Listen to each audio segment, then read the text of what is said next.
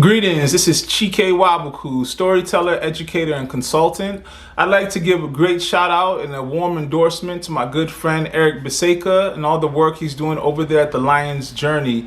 I believe the Lion's Journey is a great place for men to learn more about themselves and their roles in society. Two things I'd also like to address today. One is balanced masculinity.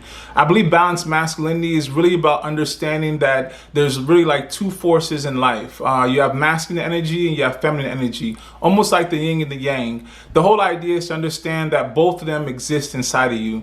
Bruce Lee once said that water can crash or water can be calming.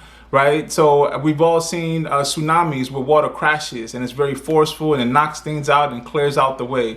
Water can also be calming. Maybe when you go to a creek, you go to a river, you go to the ocean, very calming, very soothing. But the whole idea is that they're all water. So we have to realize as men that we all are water, and that sometimes we can be crashing, sometimes we can be calming. But the whole idea is that we're not giving up ourselves or a part of ourselves to be one or the other. Balanced masculinity is saying that we can tap into our feminine energies and not be able to feel insecure about that. One example could be like when you're being a father. Sometimes it's good to be stern. Sometimes it's good to be the person who's always getting on your child. However, there's also other times when that 2-year-old calls you on your phone, on her imaginary phone, you pick up and you play with her.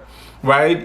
There's times, let's say when you're married, you don't always have to be the person who's always, fixing stuff around the house or doing those type of things that maybe like a more gendered role may expect of you. Maybe your wife just needs you to cuddle with her. Maybe your wife needs you to listen to her, to rub her feet and say, hey, it's more than just being a provider. I also need a different type of energy from you. So the whole idea, going back to the Bruce Lee analogy, is that even though you can be one or the other, you're still all of those things within yourself. And you may have more than one because you are a man. You have more masculine energy inside of you. But the whole idea is to learn to tap in to the feminine energy so that you can utilize that when necessary. Second thing I like to talk about is the power of forgiveness. The power of forgiveness is very near and dear to my heart, as I'm sure it is for many of you as well. As they say, hurt people hurt people. And we don't want to go around hurting people because end of the day, if everyone's hurt, then we have no chance to heal. The power of forgiveness is very key because really when you're forgiving somebody, you're really freeing yourself.